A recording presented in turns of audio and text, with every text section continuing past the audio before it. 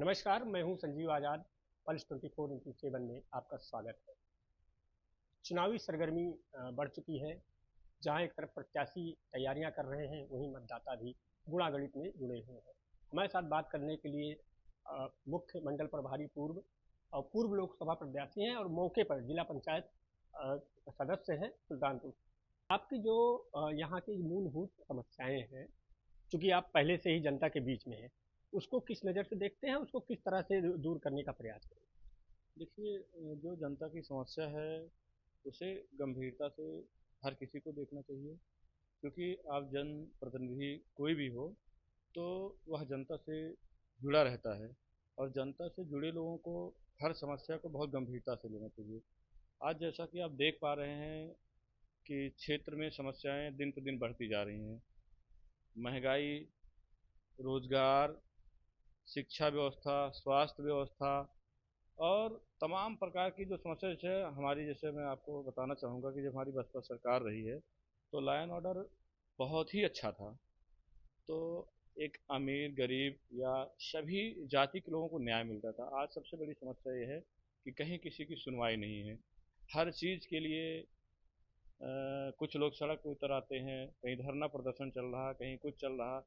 मैं क्षेत्र में जाता हूँ तो बहुत सारी समस्याएं मुझे आजकल ये देखने को मिलती हैं कि लोग कोर्ट का ऑर्डर लिए घूम रहे हैं, लेकिन किसी की सुनवाई कोर्ट के आदेश से भी नहीं हो रही है। तो इससे आप महसूस कर सकते हैं कि पूरी तरह से जंगल राज चल रहा है उत्तर प्रदेश में। यानी कि आपकी सरकार के आएगी तो इन सारी चीज़ों पर जो है आप काम करेंगे। बिल्कुल, हमारी सरकार आएगी तो इन सारी चीज़ों पे हम लोगों ने पहले भी काम किया है, आगे भी और उससे बेहतर काम किया जाएगा।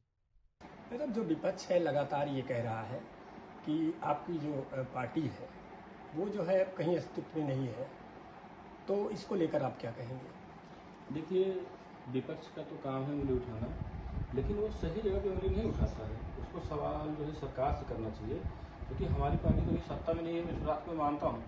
लेकिन ये कौन तय करता है कि कौन सी पार्टी की क्या हैसियत है, ये जो है कौन तय करता है? इसको चुनाव आयोग बताएगा ना। तो जो चुनाव आयोग है, अभी उसकी एक रिपोर्ट आई थी जिसमें बीएसपी आज देश की तीसरे नंबर की राष्ट्रीय पार्टी है। तो अगर इसे कोई कह रहा है कि ये पार्टी बेकार है, खत्म हो गई है, तो उसको बोलने के पहले सोचना चाहिए कि उसकी पार्टी का स्तर क्या है, उसकी पार्टी का स्तर क्या है, उसको सोचना चाहिए। तो हमारी पार्टी अभी बहुत मजबूत है। अभी मैं 2024 का मैं चुनाव लड़ा, एक तरफ इंडिया गठबंधन और एक तरफ एनडीए गठबंधन, 28 दल, 38 दल, 36 दल इकट्ठा करके चुनाव लड़े हैं। मैं अकेले बीएसपी के दम पे चुनाव लड़ा हूँ, तो मेरा जो वोट परसेंट 17% वोट पाया हूँ मैं, और वो लोग 36%, 35% वोट पाए हैं, जो कि 28 पार्टी एक साथ चुनाव लड़े हैं। तो कैसे कह सकते हैं कि बीएसपी कमजोर है? बीएसपी के मूल वोटर आज भी हमारे साथ हैं। बीएसपी आज भी देश की तीसरे सबसे बड़ी पार्टी है। बीएसपी कभी हो हल्ला नहीं करती है, क्योंकि बाबा साहब को मानने वाली पार्टी है बीएसपी। बाबा साहब के संविधान के आधार पर चलने वाली पार्टी है। वो कहीं रोड पे तोड़ फोड़ नहीं करती, रोड पे धरना नहीं करती है। युवाओं के प्रति जो है उसकी इतनी जो है वो रहती है कि कहीं युवा उसका जो है मारा ना जाए, कहीं युवा के ऊपर लाठी चार्ज ना हो, इसलिए युवाओं को वो ढकेलना नहीं चाहती, कहीं किसी को भ्रमित नहीं करना चाहती है। हर समाज को सामान्य तरीके से देखती है। हर जो देश, जो हमारा देश जो संविधान पे चल रहा, संविधान के आधार पे काम करने वाली बीएसपी पार्टी है। अच्छा, एक सवाल ये बनता है कि आप अगर चुनाव मैदान में हैं और चुनाव जीतते हैं, तो खास तौर पर महिलाओं युवाओं के लिए क्या योजना है आपकी? देखिए, हमारी पार्टी कोई वादा नहीं करती है, लेकिन जब भी सत्ता में आती है, अगर किसी ने सबसे ज्यादा रोजगार दिया है तो माननीय बहन जी ने दिया है।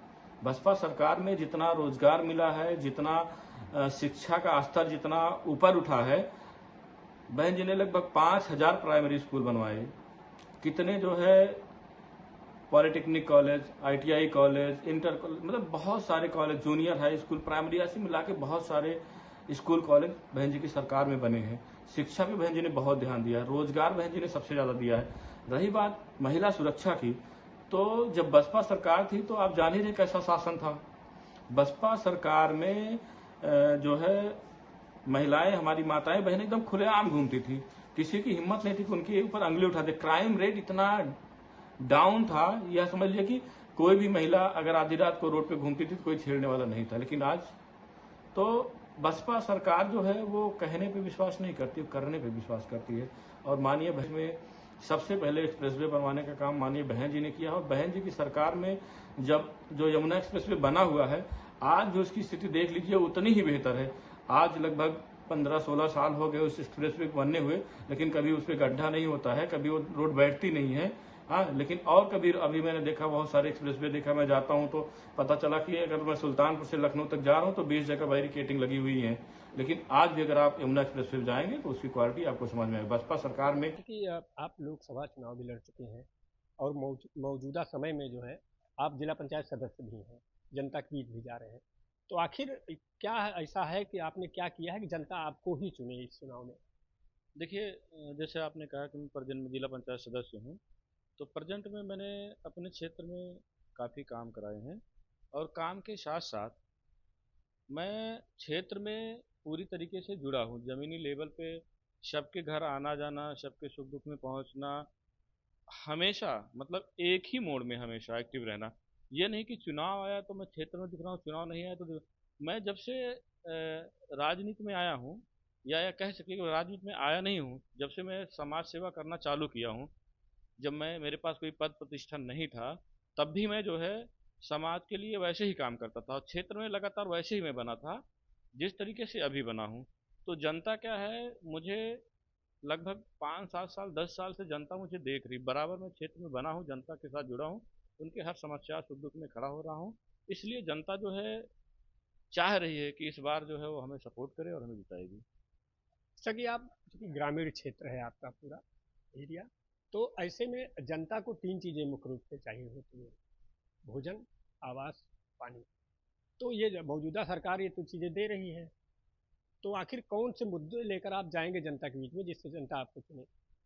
देखिए, जैसे अभी आपने बात किया कि 3 चीज़ चाहिए, 3 चीज़ मिल रही है, लेकिन कुछ चीज़ें ऐसी होती हैं कि जैसे जब हमारी बसपा सरकार रही है तो वो 5 किलो राशन के साथ साथ जो है हर गरीब आदमी को, वो चाहे किसी भी समाज का हो, पट्टा, आवासीय पट्टा, कृषि पट्टा, जो भी सरकार की बंजर जमीनें पड़ी थी सबको पट्टा दिया। पट्टा ही नहीं दिया, पट्टा देने के बाद उनको कब्जा भी देने का काम किया। जब बसपा सरकार थी तो आप देख रहे थे कि नेकपाल से लेकर के कानूनगो, तहसीलदार, एसडीएम आपको लठ लिए खेत में मिलते थे। आज आप कोर्ट का, मैंने पहले बताया ना कि कोर्ट का ऑर्डर लिए लोग घूम रहे हैं, पट्टे की कॉपी लिए लोग घूम रहे हैं।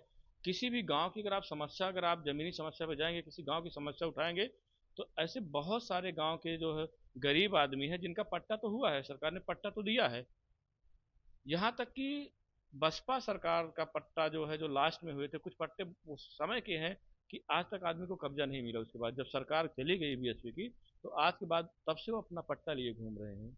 तो इतना फर्क है कि सिर्फ खाना ही नहीं चाहिए, आदमी को रोजगार भी चाहिए, शिक्षा भी चाहिए, उसके स्वास्थ्य पे देखिए। स्वास्थ्य का तो आपके समझ में, मैं समझ रहा हूँ कि स्वास्थ्य को लेकर के लोग इतना परेशान है, किसी भी हॉस्पिटल में चले जाइए, स्वास्थ्य पे कोई चीज़ चल ही नहीं रहा है।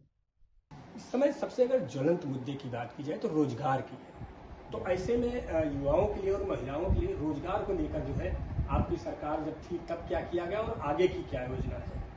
देखिए, हमारी सरकार में रोजगार पे बहुत काम किया गया।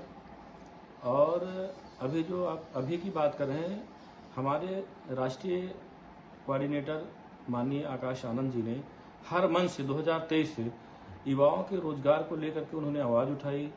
पेपर लीक के खिलाफ उन्होंने, जैसा मुद्दा चल रहा ना पेपर लीक का, आज धरने हो रहे, लेकिन उनकी उसके पहले उन्होंने बताया कि कितनी लाखों में वैकेंसी रोजगार खाली हुई है जो सरकार नहीं दे रही है। माननीय आकाश आनंद जी लगभग 2023 से 2024 लोकसभा के चुनाव में जिस मंच पर भी गए हैं, उन्होंने युवाओं के रोजगार के लिए आवाज़ उठाई है। हर राज्य में जो खाली है, सीटें खाली हैं, जिनको रोजगार नहीं दिया जा रहा है युवाओं को, उस पर आवाज़ उठाई है। पेपर लीक पे आवाज़ उठाया है। तो हमारी जो पार्टी है, हमारी पार्टी के जो राष्ट्रीय संयोजक आकाश आनंद जी युवाओं को लेकर के बहुत ही एक्टिव हैं, बहुत ही एक्टिव हैं। शिक्षा और रोजगार को बहुत विशेष ध्यान दे रहे हैं।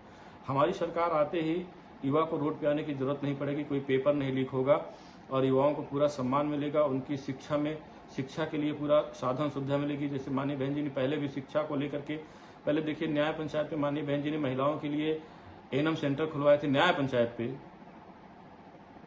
तो ऐसे बहुत से कार्य हैं कि जो बीएसपी, जो आज लोग सोच नहीं रहे हैं, वो बीएसपी 2007 से 12 में कर चुकी है। 2007 से 12 में बीएसपी ये सारे काम कर चुकी है, जिसके लिए लोग आज बहुत परेशान हैं। अच्छा, एक सवाल ज्वलंत मुद्दा जो सबसे इस समय चल रहा था, हालांकि कल समापन हो गया है, पेपर लीक मामले को लेकर जंतर मंतर पे धरना प्रदर्शन हुआ और उसको लेकर पूरे हर जगह सभी पार्टियों ने जो है विरोध प्रदर्शन किया और खुलकर जो है उनके पक्ष में खड़ी दिखाई। आपकी तरफ से या आपकी पार्टी की तरफ से क्या किया? देखिए, हमारी पार्टी, मैंने आपसे बताया ना कि हमारी पार्टी जो है संविधान के विपरीत जाकर कोई काम नहीं करती। अभी मैं आपको बता रहा हूँ, जैसे अभी मैंने बताया कि हमारी पार्टी के राष्ट्रीय कोऑर्डिनेटर माननीय आकाश आनंद जी लगातार इस पेपर लीक के मुद्दे को जो है और रोजगार के मुद्दे को लगातार उठा रहे हैं, लगातार यही काम अगर जो है सरकार ने इस बात को संज्ञान में लिया होता तो आज शिक्षा मंत्री को इस्तीफा देने की नौबत ना आती। ये पहले ही सुधार करना चाहिए था, जो बच्चों के साथ जो भविष्य खिलवाड़ है ये ना होता। ये चीज पहले ही बीजेपी को, आज इस स्थिति में जो स्थिति आई वो स्थिति शायद न बनती। अगर जब एक पेपर लीक हुआ, 2 पेपर लीक हुआ, अगर इस पर सख्ती से काम किया गया होता तो आज इस्तीफा देने की नौबत ना आती और बच्चों को इतना रोड पे आने की जरूरत न पड़ती, इतना जो है पीड़ा उठाने की जरूरत न पड़ती, इतना संघर्ष करने की जरूरत न पड़ती। तो ये तो बीजेपी को पहले करना चाहिए था। अब एक आपसे जुड़ा सवाल, आपकी जो तैयारी है चुनाव की वो किस तरह से है और किस लेवल की तैयारी है? क्योंकि जनता के बीच अब आप जाएंगे तो किन मुद्दों को लेकर जाएंगे और किस तरह से जनता को अपनी पार्टी और अपने किए गए कार्यों के बारे में बताएंगे? देखिए, हमारी पार्टी 2007 से 12 तक हर काम को अच्छा किया है। दोबारा सत्ता में आएगी इस बार, 5वीं बार जब माननीय मुख्यमंत्री जी सरकार में आएंगी, 5वीं बार जब माननीय बहन जी मुख्यमंत्री बनेंगी तो ये मानिए बहुत बेहतर, उससे भी बेहतर और अच्छा काम होगा और कोई समस्या नहीं होगी। क्योंकि हमारी पार्टी पहले से कोई लालीपाप नहीं देती, पहले से कोई घोषणा पत्र नहीं जारी करती है, काम पे विश्वास करती है, बकवास करने पे विश्वास नहीं करती है, लालीपाप देने की बात नहीं करती। देखिए, भी एक आया था ना बीजेपी का एक वीडियो चल रहा है, तो होगा कि भाई क्या है, तो सब चुनावी जुमले हैं। तो हमारी पार्टी जुमला देने का काम नहीं करती। हमारी पार्टी युवाओं को सम्मान देती है, महिलाओं को सम्मान देती है, लोगों को रोजगार देती है, किसानों को सम्मान देती है। बसपा सरकार में किसानों को बहुत सम्मान मिला। गन्ना का रेट अगर सबसे ज़्यादा कहीं बढ़ा तो बसपा सरकार में रही। मैं नहीं कह रहा हूँ, ये जो किसान यूनियन के नेता है राकेश टिकैत ने ही कहा था, मेरे सुल्तानपुर में आके कहे थे। तो जो बहन जी ने कार्य किए हैं ना, इसको सभी लोग कहते हैं। आज जनता, किसी भी जनता से आप पूछेंगे कि सबसे अच्छी 2007 से उठा लीजिए और अभी तक की अगर सबसे अच्छी कोई सरकार चलाया, सबसे अच्छा कोई लॉ एंड ऑर्डर को मेंटेन किया तो माननीय बहन जी ने किया और कोई नहीं कर पाया। आखिर में आपसे ये सवाल रहेगा कि आप अपने क्षेत्र की जनता को क्या संदेश देना चाहेंगे, यानी अगर दूसरे शब्दों में कहा जाए, आप जनता से क्या कहना चाहेंगे? देखिए, और बहुत ही प्यार सहयोग दिया, उसके लिए बहुत बहुत धन्यवाद देना चाहता हूँ। इस बार माननीय बहन जी ने आशीर्वाद दिया है जयसिंहपुर के लिए, हालांकि अभी कोई ऑफिशियल घोषणा नहीं हुई है। और इस बार जैसे पिछली बार मुझे समय बहुत कम मिला था, 20 जून में लोकसभा का चुनाव लड़ना समझ लीजिए बहुत बड़ी बात है। और मैं एक विधानसभा में 3 दिन पहुंच पाया था, 4-5 दिन तो पेपर वर्क में निकल गए थे। तो 3 दिन जाने के बाद भी, जैसे मैं अगर जयसिंहपुर विधानसभा की बात करूं तो लगभग 40 से 45 हज़ार वोट मुझे मिले थे। तो मैं उनको बहुत बहुत धन्यवाद देना चाहता हूं। और इस बार माननीय बहन जी ने मुझे जयसिंहपुर लगाया हुआ है, जयसिंहपुर का प्रभारी बनाया हुआ है, जयसिंहपुर से आशीर्वाद दिया हुआ है। तो मैं सबसे अपील करना चाहता हूं, पूरे जिले की जनता से अनुरोध करना चाहता हूं कि इस बार वो लोग अपना सोच समझ के डिसीजन लें और ध्यान दें कि कौन उनके बीच में हमेशा रहता है, कौन हमेशा उनके सुख दुख में खड़ा रहता है, किससे वो मिल सकते हैं और किससे बात कर सकते हैं, किससे अपनी समस्याओं के बारे में बता सकते हैं, कौन उनकी समस्या में खड़ा हो सकता है। ये हमेशा सोचना चाहिए। किसी के बहकावे में नहीं आना चाहिए, किसी के अफवाह में नहीं आना चाहिए।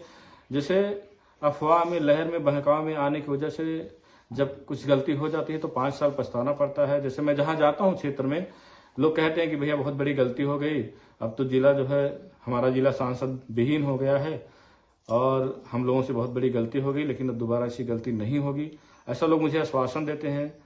तो अच्छा लगता है कि चलिए ठीक है, हो जाती है, कभी कभी गलती हो जाती है।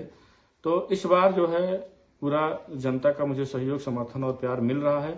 लोग इस बार सोच समझ के वोट करेंगे। इस बार लोग हमें जिताने का पूरा प्रयास कर रहे हैं। इस बार लोग हमको जिता करके भेजेंगे। बिल्कुल। तो ये थे विधानसभा प्रभारी सदर जयसिंहपुर उदयराज वर्मा जी। इन्होंने अपनी बातें बेबाकी से रखी। हालांकि ये कहना जल्दबाजी होगा, कि चुनावी वोट किस करवट बैठेगा, लेकिन एक बात साफ है कि इस बार का चुनाव बेहद दिलचस्प होने वाला है।